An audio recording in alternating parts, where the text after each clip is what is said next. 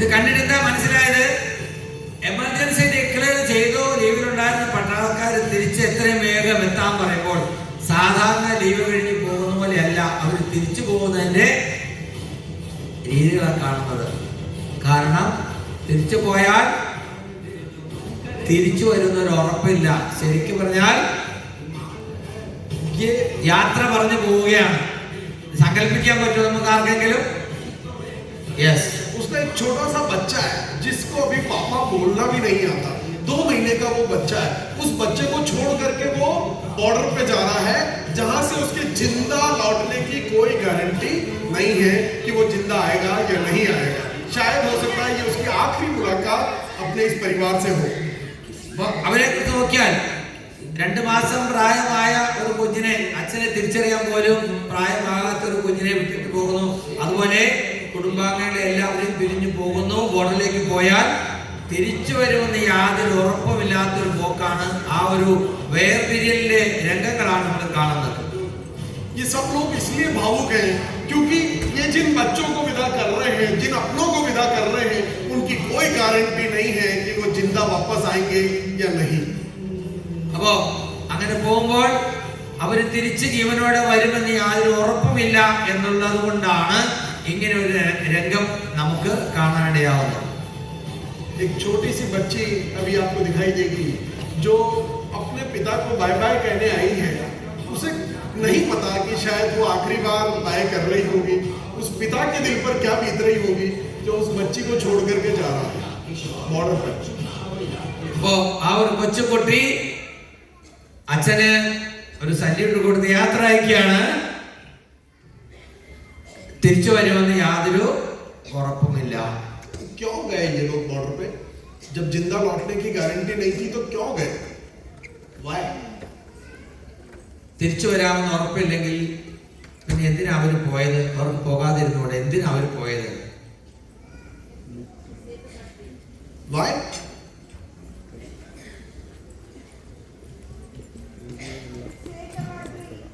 वो बॉर्डर पे गए और शायद उसमें से कोई जिंदा वापस नहीं भी आए होंगे। इसीलिए आज आप और हम इस हॉल में जिंदा बैठे और हंसी खुशी सांस इस देश में। वो हमारे कुछ लगते भी नहीं है, वो हमें जानते भी नहीं है, हम उन्हें जानते भी नहीं है, पर उन्होंने हमारे लिए जान दे दी, तब हम इस जिंदगी को ठीक से जी पा रहे हैं साथियों। അങ്ങനെ ഒരു സിറ്റുവേഷനിൽ അതുപോലെ ധാരാളം ആളുകൾ നമ്മുടെ ബോർഡർ അതിർത്തിയിൽ പോകുന്നത് കൊണ്ടാണ് നമ്മൾ സുരക്ഷിതരായി ഇവിടെ ഇരിക്കുന്നത്. അങ്ങനെ ജീവിതം എന്താ പറയാ, ജീവൻ ബലി കഴിക്കാൻ തയ്യാറായി കുറെ ആളുകൾ അതിർത്തി കാക്കുന്നത് കൊണ്ടാണ് നമ്മളെപ്പോലുള്ള കോടിക്കണക്കിന് ആളുകൾ ഇവിടെ സുരക്ഷിതരായി ഇരിക്കുന്നത്. ശരിയാണോ? वो हमारे कुछ नहीं और जिंदा लौटेंगे इस बात की कोई गारंटी नहीं है, फिर भी वो हमारे लिए बॉर्डर पे चले गए। आप अगर फील्ड वर्क करेंगे तो आपके जिंदा लौटने की 100% गारंटी है और आपको किसी तीसरे के लिए नहीं बल्कि अपनी बीवी और अपने बच्चों के सपने पूरे करने के लिए जाना है, तो फील्ड वर्क नहीं होता है। അവര് പോയത് നിങ്ങൾ ആരാണെന്ന് അറിഞ്ഞിട്ടോ നിങ്ങൾക്കെതിരെ തരാൻ വേണ്ടിയല്ല. അവര് നിങ്ങളുടെ ആരുമല്ല. അവര് എല്ലാവരെയും സംരക്ഷിക്കാൻ വേണ്ടി അവർ തിരിച്ചു വരില്ല, അല്ലെ തിരിച്ചു വരാൻ സാധ്യത അറിഞ്ഞിട്ടും പോകുന്നു. പക്ഷേ നിങ്ങളോട് ഫീൽഡിൽ ഇറങ്ങാൻ പറയുന്നത് നിങ്ങളുടെ ജീവന് യാതൊരു നഷ്ടം ഉണ്ടാകാൻ പോകുന്നില്ല എന്നുള്ള ഗ്യാരണ്ടി ഉണ്ട്. മാത്രമല്ല നിങ്ങൾ ചെയ്യുന്നത് കൊണ്ട് നിങ്ങളുടെ തലമുറയ്ക്ക് ഗുണമുണ്ടാകുമെന്ന് ഉറപ്പുണ്ട്. എന്നിട്ടും നമ്മൾ എന്തിനാണ് ഫീൽഡിൽ ഇറങ്ങാൻ മടിക്കുന്നത്? क्योंकि आपको लगता है field work is hard work, मेहनत लगती है और ये मेहनत से आप घबराते हैं क्योंकि मेहनत का चमत्कार आप जानते ही नहीं है। അപ്പോ നമ്മൾ എന്തുകൊണ്ടാണ് മടിക്കുന്നത്? ബുദ്ധിമുട്ടാണല്ലോ, പ്രയാസമാണല്ലോ എന്ന് നമ്മൾ വിചാരിക്കുന്നു. നമ്മൾ ഇന്ന് സുരക്ഷിതരായിരിക്കുന്നത് മറ്റുള്ളവരുടെ ത്യാഗത്തിന്റെ ഫലമാണ് എന്ന് തിരിച്ചറിയുമ്പോൾ നമുക്ക് ചെയ്യേണ്ടി വരുന്നത് അതുമായിട്ട് താരതമ്യം ചെയ്യുമ്പോൾ വളരെ കുറച്ച് മാത്രമേ ഉള്ളൂ എന്ന് തിരിച്ചറിയുമ്പോൾ തീർച്ചയായിട്ടും നമുക്ക് ഇറങ്ങാതിരിക്കാൻ കഴിയില്ല. നമ്മൾ ഫീൽഡിൽ ഇറങ്ങണം. ये क्या नजर आ रहा है आपको? मिल्क। क्या है? मिल्क। इस दूध को हमने कई बार देखा कि हमने इसको उबाल के देखा, गर्म करके देखा, इसको छान करके देखा, एक बर्तन से दूसरे बर्तन में डाल करके देखा, इवन माइक्रोस्कोप से देखा। कहीं इस दूध में घी नजर नहीं आता है, पर मेहनत करते हैं तो घी निकलता तो इसी दूध में से है। ആ കുപ്പിയിലിരിക്കുന്ന പാലാണ്. നിങ്ങൾ ഏതൊക്കെ തരത്തിൽ നോക്കിയാലും പാലിനകത്ത് നെയ്യ് കാണാൻ പറ്റില്ല. നിങ്ങൾ പാത്രം മാറ്റി നോക്കിക്കോളൂ, മൈക്രോസ്കോപ്പിൽ നോക്കിക്കോളൂ, ഏത് രീതിയിൽ നോക്കിയാലും അതിനകത്ത് നെയ്യ് കാണാൻ പറ്റില്ല. പറ്റുമോ? പക്ഷേ മെഹനത്ത് കർണസെ, പ്രവൃത്തി ചെയ്യുന്നതിലൂടെ പാലിൽ നിന്ന് നെയ്യ് ഉണ്ടാക്കാം. ശരിയാണോ? कहीं नजर नहीं आएगा, पर मेहनत करने से घी निकल जाएगा. കാണാൻ കഴിയില്ല, എന്നാൽ ശരിയായ പ്രവർത്തനം ചെയ്യുന്നതിലൂടെ, പ്രവൃത്തി ചെയ്യുന്നതിലൂടെ, അല്ലെങ്കിൽ മാറ്റം ഉണ്ടാക്കുന്നതിലൂടെ നമുക്ക് നെയ്യ് ഉണ്ടാക്കിയെടുക്കാം. मेहंदी जो हम लोग लगाते हैं, उस मेहंदी को कहीं उसमें लाल रंग नजर नहीं आता, पर मेहनत करते हैं तो लाल रंग निकल करके आता है. ഇത് മൈലാഞ്ചിയാണ്. മൈലാഞ്ചിയില് എവിടെയെങ്കിലും കളർ കാണാൻ പറ്റുമോ? പക്ഷേ അപ്ലൈ ചെയ്ത് കഴിയുമ്പോൾ കളർ വരും, അതല്ലെങ്കിൽ കളർ വരില്ല. അതിന്റെ പ്രവർത്തനം നടക്കുമ്പോഴാണ് അതിന്റെ റിസൾട്ട് വരുന്നത്, അല്ലാതെ നമുക്ക് റിസൾട്ട് കാണാൻ കഴിയില്ല. फ्लावर्स आपने देखे होंगे, इन फ्लावर्स को जैसे चाहे मर्जी चेक कर ले, इनको तोड़ दे, मरोड़ दे, इनको इनका पाउडर बना दे, सुखा दे, ड्राई कर दे, कुछ भी कर दे, इनमें कहीं शहद नजर नहीं आता, पर निकलता तो शहद उन्हीं फूलों में से है जब मधुमक्खी उन पर मेहनत करती है. നിങ്ങൾ ഏതെങ്കിലും പൂ എടുത്ത് നോക്കൂ, അതിനകത്ത് തിരിച്ചും മറിച്ചും പരിശോധന നടത്തിയാൽ നിങ്ങൾക്ക് അതിനകത്ത് തേൻ കാണാൻ കഴിയില്ല. പക്ഷേ തേൻ ഉണ്ടാകുന്നത് പൂവിൽ നിന്നാണെന്ന് നമുക്കറിയാം. എത്ര തേനാണ് ഉണ്ടാകുന്നത്. ठीक उसी प्रकार से आपने अपने आप को कई बार देखा होगा, आगे से देखा, पीछे से देखा, अपने बच्चों की नजर में देखा, अपने दोस्तों की नजर में देखा, अपने गांव वालों की, शहर वालों की नजर में देखा, और हो सकता है आपको कामयाब इंसान कहीं नजर नहीं आया हो, कामयाबी आपको कहीं नजर नहीं आई हो, पर इसे और कहीं ढूंढने की जरूरत नहीं है, ये आपके अंदर छिपी हुई है. बस मेहनत करेंगे तो निकल करके बाहर आएंगे. അതുപോലെയാണ് നിങ്ങൾക്കും. നിങ്ങളെ നോക്കിയാൽ ഒരുപക്ഷെ ഇത്തരത്തിൽ ഒന്നും കാണാൻ നിങ്ങൾക്ക് കഴിയുന്നുണ്ടാവില്ല. പക്ഷേ ഹാർഡ് വർക്ക്, നിരന്തരം ഹാർഡ് വർക്ക് സിസ്റ്റം ഫോളോ ചെയ്തുകൊണ്ടിരുന്നാൽ ഇതിൽ നിന്ന് നിങ്ങൾക്കും ഇതുപോലെയുള്ള നല്ല ഗുണങ്ങൾ പ്രകടമായി വരും, അത്ഭുതങ്ങൾ സംഭവിക്കും. നിങ്ങളിലും ഇതുപോലെ ഒരു എന്താ പറയാ അറിയപ്പെടുന്ന ആള് പുറത്തു വരും. हार्ड वर्क करना मुझे भी अच्छा नहीं लगता. ഇങ്ങനെ ഹാർഡ് വർക്ക് ചെയ്യാൻ, കഠിന പ്രയത്നം ചെയ്യാൻ എനിക്കും ഇഷ്ടമല്ല. सवेरे जल्दी उठना मुझे भी अच्छा नहीं लगता. രാവിലെ നേരത്തെ എണീക്കാൻ എനിക്കും ഇഷ്ടമല്ല. किताबें पढ़ना मुझे भी अच्छा नहीं लगता. ബുക്കുകൾ വായിക്കാൻ എനിക്കും ഇഷ്ടമല്ല. जूम वेबिनार करना मुझे भी अच्छा नहीं लगता. സൂം വെബിനാറൊക്കെ നടത്താനും പങ്കെടുക്കാൻ എനിക്കും ഇഷ്ടമല്ല. मुझे भी काउंसलिंग करना अच्छा नहीं लगता, मीटिंग करना अच्छा नहीं लगता, फिर भी करता हूं क्योंकि मुझे पता है ये करूंगा तभी तो स्टार डायमंड बनूंगा. കൗൺസിലിംഗ് ചെയ്യാനും എനിക്ക് ഇഷ്ടമല്ല, എന്നാൽ സ്റ്റാർ ഡയമണ്ട് ആകണമെങ്കിൽ ഇതൊക്കെ ചെയ്യണമെന്ന് എനിക്കറിയാം. എനിക്ക് സ്റ്റാർ ഡയമണ്ട് ആകണം, അതുകൊണ്ട് ഞാൻ ഇതൊക്കെ ചെയ്യുന്നു. So if you want to be successful, don't say कि I don't like it, I dislike it. Do it, just do it. അപ്പോ നിങ്ങൾക്ക് വിജയിക്കണമെങ്കിൽ എനിക്കിഷ്ടമല്ല എന്ന് പറഞ്ഞ് ഒഴിവാകരുത്. ഇതൊക്കെ ചെയ്യുക. ചെയ്താൽ മാത്രമേ നമുക്ക് ആർസിമിൽ വിജയിക്കാൻ കഴിയൂ. തയ്യാറാണോ? Yes. Are you ready? Yes. तैयार है? Yes.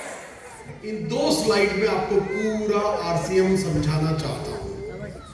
ഈ 2 സ്ലൈഡ് കൊണ്ട് യഥാർത്ഥത്തിൽ ആർസിമിന്റെ രഹസ്യം എന്താണെന്ന് ഞാൻ പറയാൻ ആഗ്രഹിക്കുകയാണ്. आरसीएम जब हम शुरू करते हैं तो हमें मेहनत इतनी सारी करनी पड़ती है और बदले में पैसा इतना सा आता है. ആർസിഎം തുടക്കത്തിൽ നമുക്ക് ഇത്ര വലിയ പ്രയത്നം ഉണ്ടാകും, കിട്ടുന്ന പൈസ ഇതുപോലെ വളരെ തുച്ഛമായിരിക്കും. और धीरे धीरे धीरे धीरे आरसीएम में हमारी मेहनत इतनी सी रह जाती है और पैसा इतना सारा आता है. പതുക്കെ പതുക്കെ നമ്മുടെ പ്രയത്നം കുറഞ്ഞു കുറഞ്ഞു വരികയും പൈസ ഇഷ്ടം പോലെ ആവുകയും ചെയ്യുന്നു. ഈ പടം ഞാൻ നോക്കുമ്പോൾ ഇപ്പോഴാ കണ്ടത്. എല്ലാരും കണ്ടോ? കോട്ട് സൂട്ട് ഇട്ട ആൾ എവിടെയാ ഇരിക്കുന്നത് കണ്ടോ? ആ, അവിടെ നിങ്ങളുടെ പടം ഒന്ന് വെച്ച് നോക്കി, അതിലൊരു ഫോട്ടോ എടുത്തോ, എന്നിട്ട് അവിടെ നിങ്ങളുടെ ഫോട്ടോ വെക്കണം, ദിവസവും കാണണം, കാലത്തും വൈകിട്ടും. ഹലോ, अच्छा 1 लाख रुपए कमाने वाले को आरसीएम में जितनी मेहनत करनी पड़ती है, क्या उतनी ही मेहनत 5 लाख रुपए महीना कमाने वाले को करनी पड़ती है? ആർസിഎമ്മിൽ 1 ലക്ഷം രൂപ ഉണ്ടാക്കുന്ന ആൾക്ക് എത്ര പ്രയത്നിക്കുന്നോ അത്രയും പ്രയത്നം 5 ലക്ഷം ഉണ്ടാക്കുന്ന ആൾക്ക് വേണ്ടി വരുമോ? ഹലോ, नो का मतलब मैं ये समझूं कि ज्यादा करनी पड़ती होगी 5 लाख वाले. സാധാരണ രീതിയിൽ കൂടുതൽ വരുമാനം വേണമെങ്കിൽ എന്ത് ചെയ്യണം? കൂടുതൽ പ്രയത്നിക്കണം, ശരിയല്ലേ? പക്ഷെ ഇവിടെ എങ്ങനെയാ? यस और नो? വരുമാനം കിട്ടുന്ന ज्यादा करनी पड़ती है? से लाउडली. No. से लाउडली. No. से लाउडली. से लाउडली. No. से लाउडली. No. अरे जब पता है नो, तो फिर क्यों 1 लाख रुपए वाले ब्रैकेट में पड़े हो यार? If you are agree and if you know कि अगर 5 लाख पे जाऊंगा तो कम मेहनत करनी पड़ेगी, तो फिर क्यों इस ब्रैकेट में पड़े हो? अपने आप को धक्का दो, push yourself and take you there. അതായത് 1 ലക്ഷം കിട്ടുന്ന ആളേക്കാൾ കുറച്ച് പണി ചെയ്താൽ മതി 5 ലക്ഷം കിട്ടുന്ന ആൾക്ക് എങ്കിൽ 5 ലക്ഷം കിട്ടുന്ന ആളായിട്ട് ഞാൻ പണി ചെയ്യാതിരിക്കാമല്ലോ. അപ്പൊ എന്ത് ചെയ്യണം? വേഗം 5 ലക്ഷം കിട്ടുന്ന ആളായിട്ട് മാറുക. അതിനു വേണ്ടി ഹാർഡ് വർക്ക് ചെയ്യുക നിരന്തരം. തയ്യാറാണോ? യെസ്. आप में से ट्रेन में कितने लोगों ने सफर किया है? ട്രെയിനിൽ എത്ര പേര് യാത്ര ചെയ്തിട്ടുണ്ട്? ट्रेन में ട്രെയിൻ, വാ. अगर यहाँ से डायरेक्ट कोची से दिल्ली ट्रेन है सर, अगर आपके पास यहाँ से दिल्ली तक का कंफर्म टिकट है और आप अपनी कंफर्म सीट पर बैठे हैं और रास्ते में मान लीजिए नरेंद्र मोदी जी आ जाए, या रास्ते में मान लीजिए रेलवे मिनिस्टर अश्विनी वैष्णव जी आ जाए, तो क्या आपको अपनी कंफर्म सीट से उठा सकते हैं सर? നിങ്ങൾ ട്രെയിനിൽ യാത്ര ചെയ്യാണ്, പ്രധാനമന്ത്രി നരേന്ദ്രമോദിയോ അല്ലെങ്കിൽ റെയിൽവേ മിനിസ്റ്റർ മിസ്റ്റർ അശ്വിനിയോ വന്നാൽ നിങ്ങളുടെ സീറ്റിൽ നിന്ന് നിങ്ങളെ അവർക്ക് മാറ്റാൻ കഴിയുമോ എന്നാണ് ചോദ്യം. क्योंकि आपके पास कंफर्म टिकट है यहाँ से दिल्ली तक ट्रेवल करने का, तो यहाँ से दिल्ली जाने तक कोई आपको कंफर्म सीट से नहीं उठा सकता. ഇപ്പോൾ കൊച്ചിയിൽ നിന്ന് ഡൽഹിയിലേക്ക് പോകുന്ന ട്രെയിനിൽ നിങ്ങൾ അങ്ങനെ ടിക്കറ്റ് എടുത്തിട്ടുണ്ടെങ്കിൽ, കൺഫേം ടിക്കറ്റ് നിങ്ങളുടെ കയ്യിൽ ഉണ്ടെങ്കിൽ ആർക്കും നിങ്ങളെ ആ സീറ്റിൽ നിന്ന് മാറ്റാൻ കഴിയില്ല നിയമം അനുസരിച്ച്. ठीक उसी प्रकार से आरसीएम जब आप ज्वाइन करते हैं और आरसीएम की एसोसिएट बायर आईडी जब आपको इशू होती है, this is your confirm ticket star diamond तक की यात्रा करने का, और दुनिया की कोई ताकत आपको स्टार डायमंड जाने से पहले नहीं रोक सकती. അതുപോലെയാണ് ആർസിഎമ്മിൽ നിങ്ങൾക്കൊരു അസോസിയേറ്റ് ബയർ ഐ ഡി ഉണ്ടെങ്കിൽ ഇത് സ്റ്റാർ ഡയമണ്ട് വരെ എത്താനുള്ള നിങ്ങളുടെ കൺഫേം ടിക്കറ്റ് ആണ്. ലോകത്തിൽ ആർക്കും നിങ്ങളെ സ്റ്റാർ ഡയമണ്ട് ആകുന്നതിൽ തടയാൻ കഴിയില്ല. अच्छा, यहाँ से दिल्ली जाने के सफर में अगर बीच के किसी स्टेशन पर मैं उतर जाऊं तो रेलवे की गलती है कि मेरी गलती है? ഡൽഹിക്ക് പോകാൻ കൺഫേം ടിക്കറ്റുമായിട്ട് ഞാൻ ട്രെയിനിൽ കയറി, ഇടയ്ക്ക് ഒരു സ്റ്റേഷനിൽ ഞാൻ ഇറങ്ങിപ്പോയി. റെയിൽവേയുടെ കുറ്റമാണോ എന്റെ കുറ്റമാണോ? हेलो, तो स्टार डायमंड जाने तक बीच की किसी पिन पर मैं ठहर जाता हूँ तो मेरी गलती है कि आरसीएम की गलती है? അപ്പൊ ഏതെങ്കിലും ഒരു പൊസിഷനിൽ നമ്മൾ നിന്നു പോയാൽ അഥവാ നമ്മൾ ഹാൾട്ട് ചെയ്തിരിക്കുകയാണെങ്കിൽ അത് ആർസിഎമ്മിന്റെ കുറ്റമാണോ എന്റെ കുറ്റമാണോ? तो अब पूरे जीवन भर ये याद रहे, जब आप किसी से बात करें तो आपको ये याद रहे कि मैं ये बात स्टार डायमंड बनने के लिए कर रहा हूँ। जब आप कोई वेबिनार करें तो आपको याद रहे कि मैं ये काम स्टार डायमंड बनने के लिए कर रहा हूँ। जब आप किसी से काउंसलिंग करें तो आपको याद रहे कि मैं ये काम स्टार डायमंड बनने के लिए कर रहा हूँ। जब आप कोई सेमिनार करें तो आपको याद रहे कि मैं ये काम स्टार डायमंड बनने के लिए कर रहा हूँ। और हर वक्त आपको ये याद रहे कि ये काम मैं स्टार डायमंड बनने के लिए कर रहा हूँ। ये हमें याद रहता है, हम भूल जाते हैं। हमारे को क्या याद रहता है? कैसे न कैसे इस महीने 1 लाख रुपए का चेक आ जाए, बस इतना सा मेंटेन हो जाए। मेरा पिछला पिन जो कि स्टार पर्ल का है वो मेंटेन हो जाए, हमें इतना ही याद रहता है। हम स्टार डायमंड को याद ही नहीं रखते हैं, इसलिए स्टार डायमंड वाली एनर्जी हमारे अंदर से निकलती नहीं।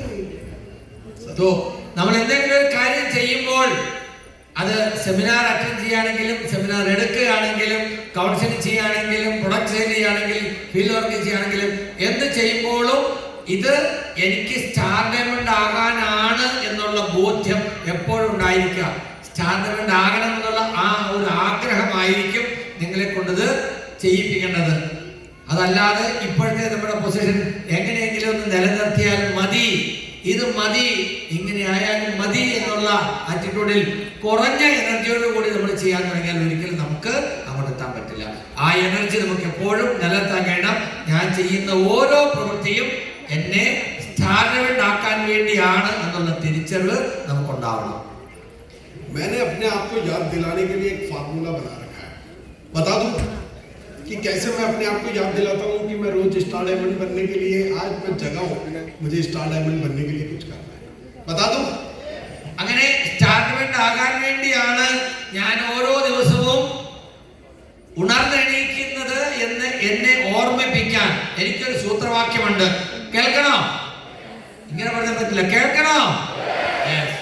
तो मैं डेली सुबह उठता हूँ, तैयार होता हूँ, नहाता हूँ, शेव करता हूँ, कोट पैंट टाई पहनता हूँ, कांच के सामने खड़ा हो जाता हूँ और अपने आप से एक बात कह करके निकलता हूँ कि एक मूवी देखी होगी आप लोगों ने, आपकी साउथ की मूवी है, उसी का एक फेमस डायलॉग है, वो डायलॉग अपने आप से बोल के निकलता हूँ, खड़ा हो जाता हूँ इस पोजीशन में और बोलता हूँ कि इस अभियान का स्टार डायमंड बनने तक ये अभिषेक छाबड़ा रुकेगा नहीं साला. അത് ഏത് സിനിമയാ? കണ്ണാടിയുടെ മുമ്പിൽ നോക്കി നിന്ന് ഡെയിലി ഒരു ഡയലോഗ് പറഞ്ഞിട്ടാണ് ഞാൻ പോവുക. അതൊരു സൗത്ത് സിനിമയാണെന്നാണ് പറഞ്ഞത്. കണ്ണാടിയുടെ മുമ്പിൽ ഇങ്ങനെ ചെരിഞ്ഞ് നിന്ന് നോക്കിയിട്ട് പറയും, സ്റ്റാർ ഡയമണ്ട് ആകുന്നത് വരെ ഞാൻ നിൽക്കുന്ന പ്രശ്നമില്ല. അതേത് സിനിമയാണ് സാറേ? പുഷ്പ ആണോ? पुष्पराज झुकेगा नहीं साला.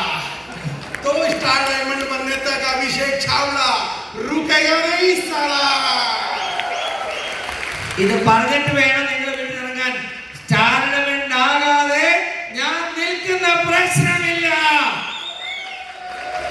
चलिए, इतने प्यार से आप लोगों ने मुझे सुना सर.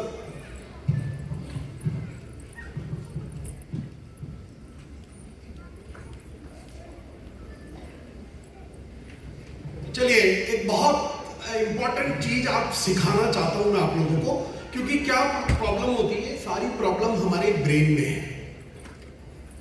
ഒരു ചെറിയ കാര്യം നിങ്ങളോട് പറയാനുള്ളത്, തുടക്കം നമ്മുടെ ബ്രെയിനിൽ നിന്നാണ്.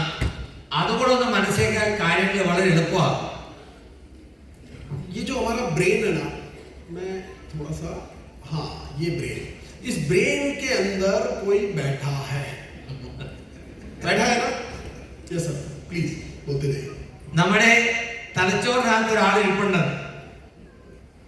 यहाँ मैं आपसे कुछ बात कर रहा हूँ और वो अंदर ही अंदर आपसे कुछ बात कर रहा है कि नहीं? ആരും ചോദിക്കേ, ഇവിടെ അഭിഷേക് സാറ് നമ്മളോട് സംസാരിക്കുമ്പോൾ നിങ്ങളുടെ തലച്ചോറിനകത്ത് തലയിൽ നിന്ന് ബ്രെയിനിൽ നിന്ന് ഒരാള് നിങ്ങളോട് സംസാരിക്കുന്നുണ്ട്. मैं आपसे कहता हूं कि एक दिन आपको 50 लाख रुपए महीने की इनकम आएगी, तो अंदर वाला आदमी कहता है 50 लाख तो शायद इस जन्म में आए या ना आए, एक दिन तेरे को 5 लाख रुपए की इनकम जरूर आएगी. बोलिए, ऐसा है? അകത്തിരുന്ന് ആള് പറയും 50 ലക്ഷം ഒന്നും കിട്ടിയില്ലെങ്കിൽ ചിലപ്പോൾ ഒരു 5 ലക്ഷം എങ്കിലും കിട്ടുമായിരിക്കും എന്ന് നിങ്ങളുടെ അകത്തിരുന്ന് ഒരാൾ പറയുന്നുണ്ട്. ഉണ്ടോ അങ്ങനെ ആർക്കെങ്കിലും? बोलो, ऐसा है कि नहीं? യെസ്. एग्री? Yes. मैंने आपका माइंड रीड कर लिया, है ना? अब ये आपको ये अंदर वाला जो आदमी है ना, ये कोई अच्छा आदमी नहीं है सर। അപ്പോ 50 ലക്ഷം കിട്ടുമെന്ന് പറയുമ്പോൾ 50 കിട്ടിയാൽ നിനക്ക് 5 കിട്ടുള്ളൂ എന്ന് പറയുന്ന ആൾ, അകത്തിരിക്കുന്ന ആള് നല്ലയാളാണോ? ആണോ? ये एक नंबर का घटिया आदमी है। ഘട്ടിയ ആദ്യം പറഞ്ഞെന്താ? നമുക്ക് നാശം ഉണ്ടാക്കാനിരിക്കുന്ന ഒന്നാം തരം പാർട്ടിയാണ്. എന്താണ് നമുക്ക് കിട്ടുമെന്ന് പറഞ്ഞാൽ അത് കിട്ടുകയല്ല നമ്മൾ പറയും. मैं आपको बोल रहा हूँ 50 लाख की इनकम आएगी, और ये आपको कॉन्फिडेंस कितना दे रहा है कि 5 लाख। कॉन्फिडेंस इतने पे ही कॉन्फिडेंस आ रहा है। 50 ലക്ഷം കിട്ടുമെന്ന് ഞാൻ നിങ്ങളോട് പറഞ്ഞത് കിട്ടിയ ആളുകളുടെ അനുഭവം, സിസ്റ്റത്തിന്റെ അറിവും വെച്ചുകൊണ്ട് ഞാൻ പറയുന്നു നിങ്ങൾക്ക് 50 ലക്ഷം കിട്ടുമെന്ന്. പക്ഷേ നിങ്ങളുടെ ഉള്ളിൽ ഇരുന്നുകൊണ്ട് ആൾ പറയാം നിങ്ങൾക്ക് 50 ഒന്നും കിട്ടില്ല, ചിലപ്പോൾ 5 കിട്ടിയേക്കും. നിങ്ങളുടെ എനർജി കൂടുകയോ കുറയുമോ? ഹലോ, अच्छा 50 लाख में से 5 लाख कम कर दिए जाए तो कितने बचेंगे? 50 ലക്ഷത്തിൽ 5 ലക്ഷം കുറച്ചാൽ ബാക്കി എത്രയുണ്ട്? 45 lakh rupees in a month. आपका एक महीने में 45 लाख रुपए का नुकसान कर दिया, और आप कॉन्फिडेंट हो रहे हैं कि सर एक दिन 5 लाख रुपए महीने तो जरूर करेंगे। നിങ്ങൾക്ക് കിട്ടാവുന്ന 50 ലക്ഷത്തിൽ നിന്ന് 5 ലക്ഷം നിങ്ങൾക്ക് തന്ന് ബാക്കി 45 ലക്ഷത്തിന് നഷ്ടം ഉണ്ടാക്കി ആ പുള്ളി. ശരിയാണോ? आपका अगर कैलकुलेशन करें तो एक साल में 11 करोड़ रुपए का आपका नुकसान कर दिया, और आप कॉन्फिडेंट हो रहे हैं कि एक दिन 5 लाख तो करके रहूंगा।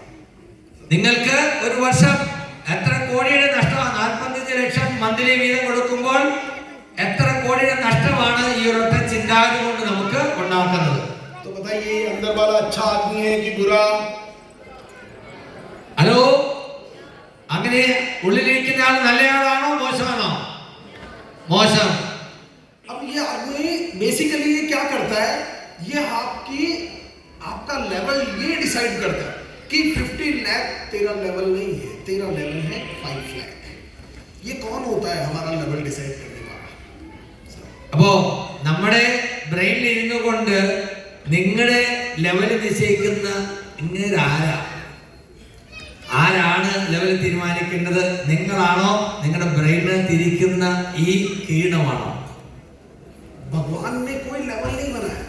भगवान ने कोई ऐसा लेवल बना के आपको धरती पे नहीं भेजा है कि Murthy you will earn this much, Abhishek you will earn this much, and जो भी so on, Ramesh you will earn this much, and Mukesh you will earn this, and you will earn this. God ने डिसाइड नहीं किया। ये कौन डिसाइड करता है?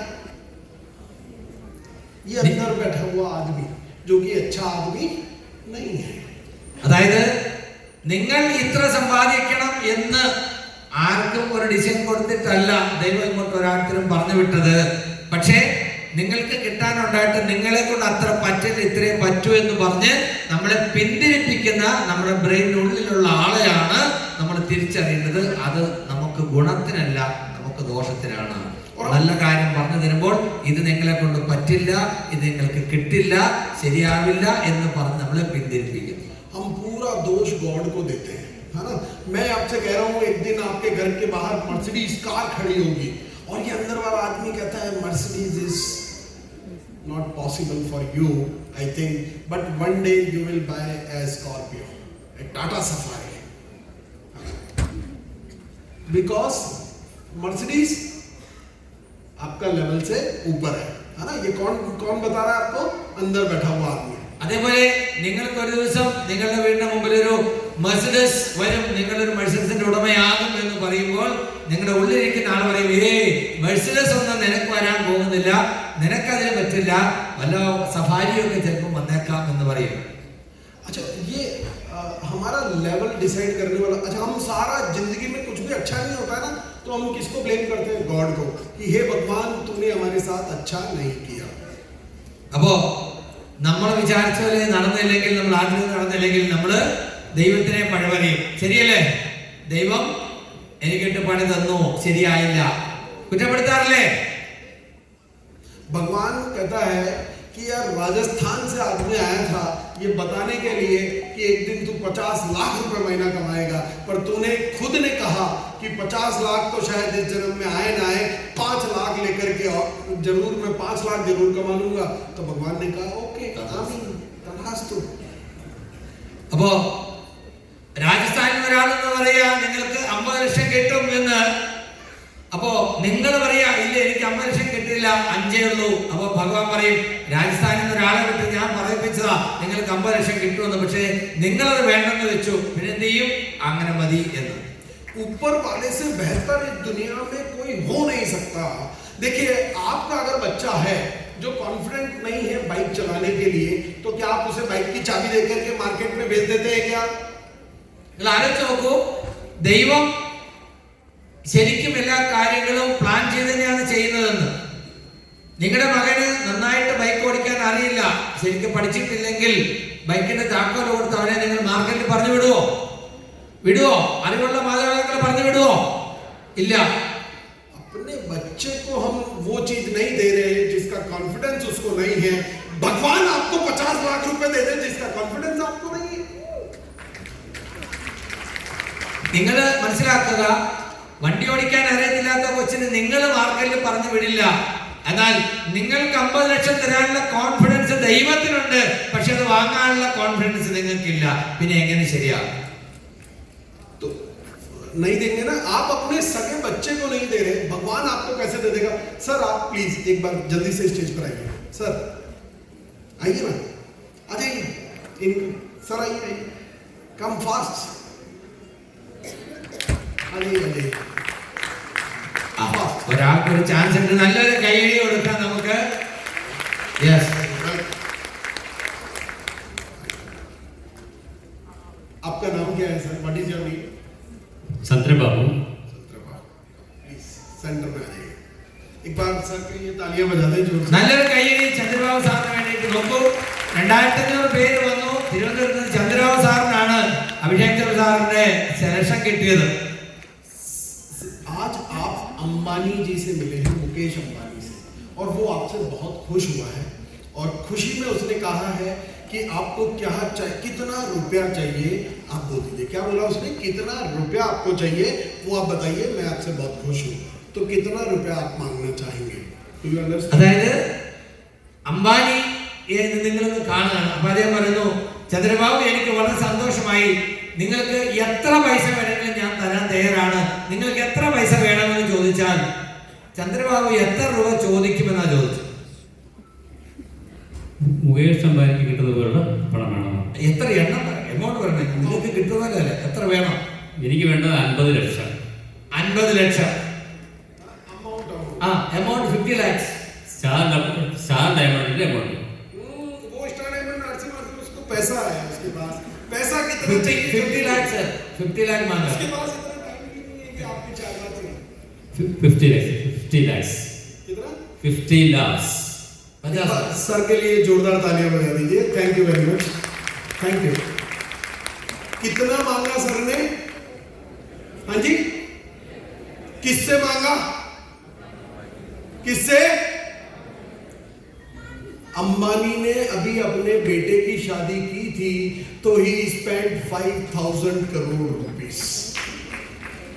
അതായത് ചന്ദ്രബാബു സാറിന് പറഞ്ഞത്, മുകേഷ് അംബാനി നിങ്ങളെ കാണുന്നു, നിങ്ങൾ പറയുന്നു നിങ്ങൾക്ക് എത്ര പൈസ വേണമെന്ന് പറയൂ ഞാൻ തരാമെന്ന്. സാർ പറഞ്ഞു എനിക്ക് 50 ലക്ഷം വേണം. മുകേഷ് അംബാനിയുടെ സ്ഥിതി എന്താണ്? അദ്ദേഹത്തിന്റെ മകന്റെ കല്യാണത്തിന് അദ്ദേഹം ചെലവാക്കിയത് 5000 കോടിയാണ്. എത്രയാണ്? 5000 കോടി. 5,000 करोड़ रुपीस। शादी में जो गेस्ट आए थे उनको रिटर्न गिफ्ट में सबको एक वॉच दिया जिस वॉच की कीमत थी 1.5 करोड़ रुपए। കല്യാണത്തിന് വന്ന എല്ലാവർക്കും വാച്ച് കൊടുത്തു. എത്രയോ? 1.5 കോടി രൂപ വിലയുള്ള വാച്ച്. अगर ये अंबानी से 100 करोड़ भी मांगते तो उसकी देने की औकात थी या नहीं थी?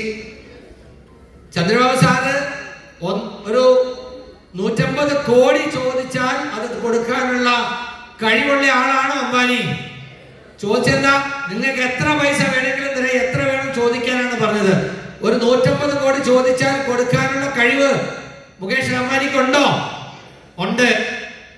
इन्होंने किसकी औकात के हिसाब से मांगे? എന്തടിസ്ഥാനത്തിലാണ് ചന്ദ്രബാബു സാറ് 50 ലക്ഷം ചോദിച്ചത്? ये 100 करोड़ बोलते अम्मा नहीं दे देता, पर अंदर वाले ने कहा बेटा तेरी औकात के बाहर का मामला है. എത്ര ചോദിച്ചാലും കിട്ടും. പക്ഷേ ഈ അകത്തിരിക്കുന്ന ആള് പറഞ്ഞു, ചന്ദ്രബാബു നിനക്ക് അതിൽ കൂടുതലൊന്നും അർഹതയില്ല, നീ ഒരു 50 ചോദിച്ചാൽ മതി എന്ന്. ശരിയാണോ? ഇത് ചന്ദ്രബാബുവിന്റെ സ്ഥാനത്ത് ഇവിടെ ആര് വന്നാലും ഇതൊക്കെ തന്നെയാണ് സംഭവിക്കാൻ പോകുന്നത്. നമ്മുടെ എല്ലാവരുടെ തലയ്ക്കകത്തിരിക്കുന്ന കീടമുണ്ടല്ലോ, അത് പറയുന്നത് കേട്ട് നടക്കരുത്. ഹലോ, ആ മനസ്സും ബുദ്ധി എന്ന് പറയില്ലേ? तो ये आदमी है ना, ये इसका कोई ऑपरेशन भी नहीं है कि उस ऑपरेशन से आप इसको निकाल दो, और ये मरेगा भी नहीं. जिस दिन आप मरोगे ये आपके साथ ही मरेगा. यही क्लास शुरू से കാരണം ഈ പറയുന്ന കീടം എപ്പോഴും നിങ്ങളുടെ കൂടെ ഉണ്ടാകും. നിങ്ങൾ എന്ത് ചെയ്യുമ്പോഴും നിങ്ങളെ പുറകോട്ടടിക്കും. നിങ്ങൾ മരിക്കുന്നത് വരെ ഇത് നിങ്ങളുടെ കൂടെ ഉണ്ടാവും. ശരിയാണോ? ഹലോ, इसका बस एक इलाज है. आज से ये जिस भी काम को करने के लिए आपको रोके, इसको बोल देना तू चुप रह मैं कर लूंगा. ഒരൊറ്റ മരുന്നേ ഉള്ളൂ, നീ മിണ്ടായിരിക്കെ ഞാൻ ചെയ്തോളാം എന്ന് പറഞ്ഞ് അവനെ മിണ്ടാണ്ടിരിപ്പിച്ച് സ്വന്തം ഇഷ്ടത്തിന് ചെയ്യുന്ന ഒരു രീതി എന്ന് നിങ്ങൾക്ക് പ്രാവർത്തികമാക്കാൻ കഴിയുമോ? അല്ലാതെ പുള്ളിയെ ഇല്ലാതാക്കാൻ ഒരു വഴിയില്ല. 22 साल तक इसने मुझे रोक लिया है. मैं आरसीएम करने वाला था, इसने कहा तू, तेरी औकात नहीं है, तुझ में बीसी सर जैसी बात नहीं है, तुझ में वो नॉलेज नहीं है, तू कपड़ा बेच और मस्त रह.